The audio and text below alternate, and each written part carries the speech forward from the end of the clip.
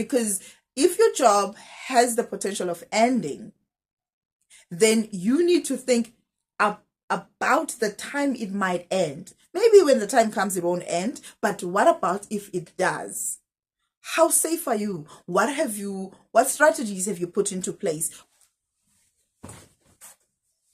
Welcome to Let's Save on a Teacher's Salary. My name is Asanda and I have been permanently employed in the Eastern Cape as an educator since May 2023 at the age of 34 going on 35, and now I am 36.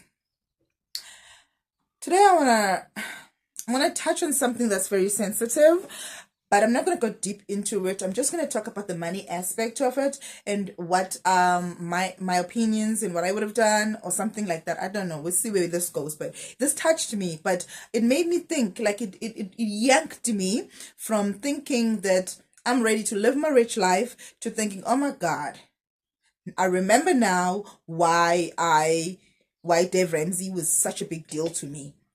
He represents safety net. He represents safety. He represents financial comfort. He represents financial responsibility that promises a long-term solution, you know?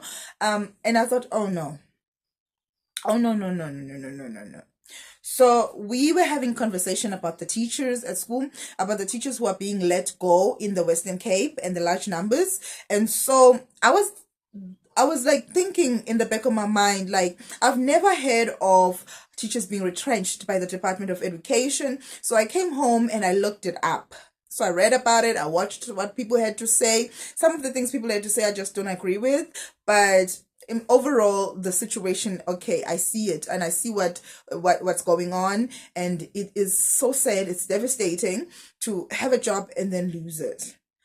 I remember just thinking yesterday when I was like realizing the severity of it.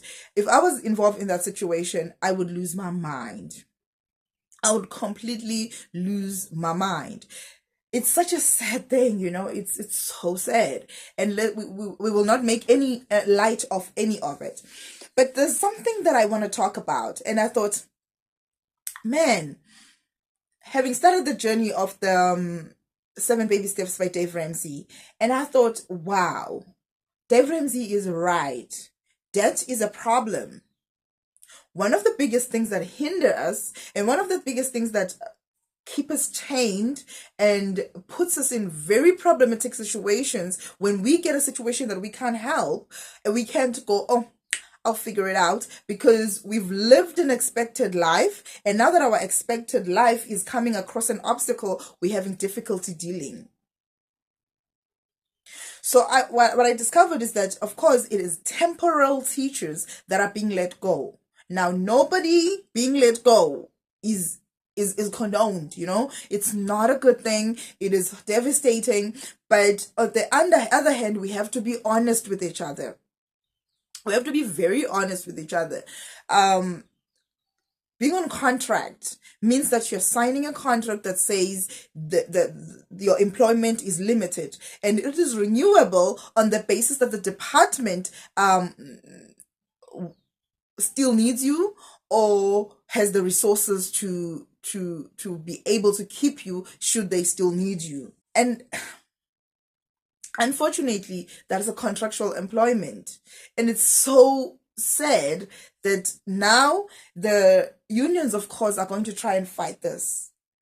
But to what extent are they going to fight? I want to take you back to when KZN, KwaZulu-Natal, was hiring a lot of teachers that had matric and a lot of teachers that didn't have teaching qualifications but had university qualifications. So these teachers were hired on a temporal basis. So you would sign a contract, especially the ones who came out to varsity recently. There was a time when that was happening a lot, and they would get hired for a 1-year contract, and some would be able to renew. But what they would normally do in this situation is release the person and take another person from varsity.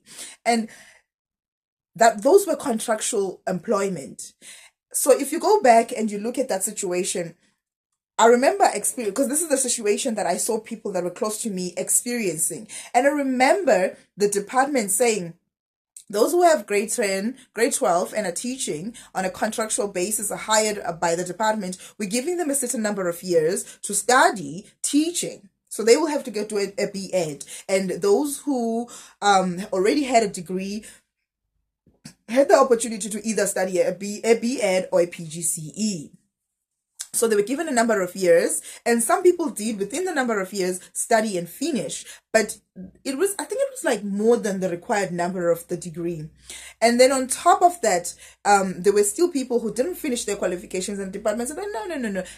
When I say the department, of course, I am overlooking the fact that the unions would fight for additional things, like how the unions fought for extra time. It's like, give them extra time because they're working and studying. And I remember the time being extended, but in the end, some people were cut because the department had legal way to do that. So in the Western Cape, the department is within their right to say we're not renewing contracts. Now, to what extent, I don't know. And I'm not in the Western Cape, so I don't know the story from the beginning to the end. But one thing it's clear, and it's being said over and over again, these are contractual teachers. So I just wanted people to know, like, if you're sitting there thinking, oh my God, if I become a teacher now, I can be retrenched. No. Permanent employment is treated differently from contractual employment. You can ask the people who works for the municipalities, for example. They would know. Most of them work on contract.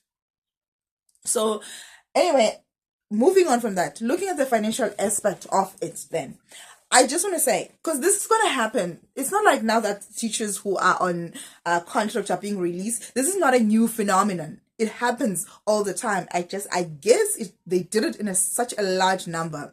I don't know why the Department of Education at the Western Cape stalled on letting go of teachers. They were supposed to let go of teachers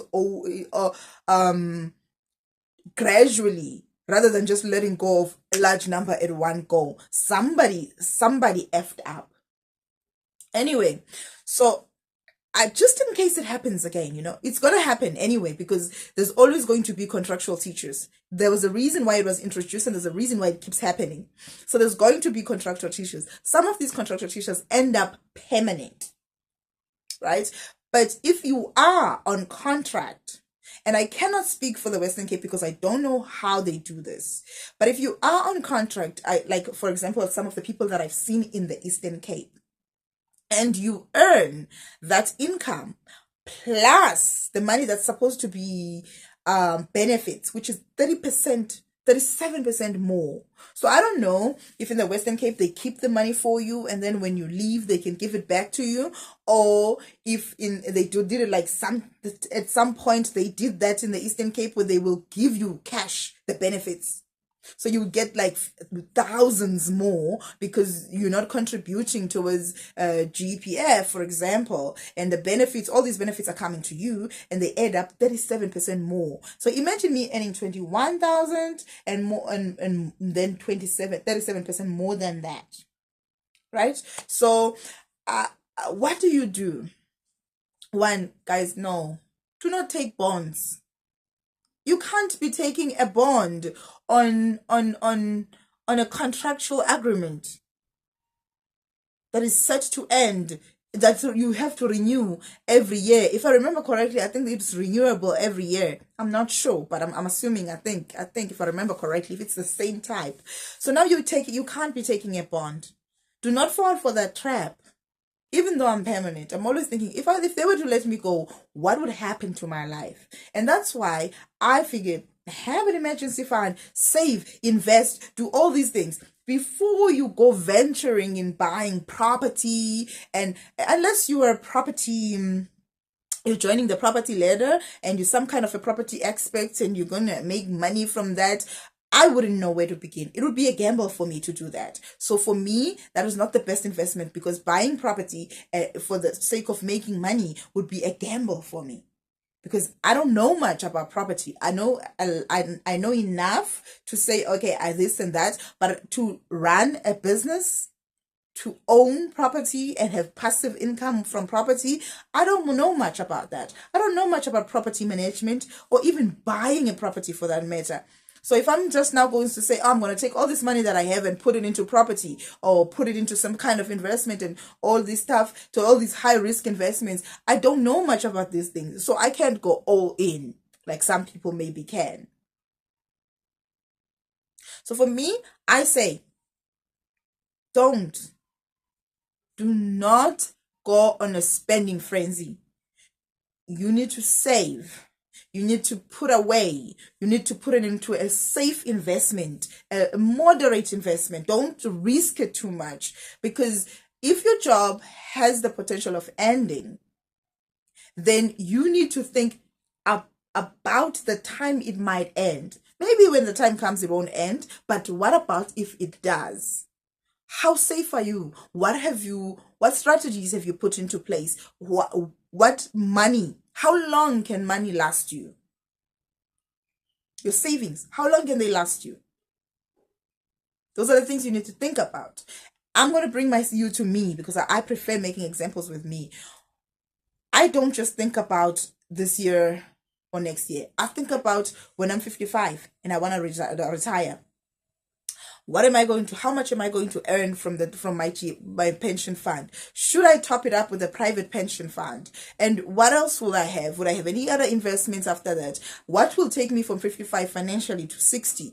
And what will happen after 60? So I'm not just looking at me turning 37 and balling. I'm also looking at me being 55 and doing okay.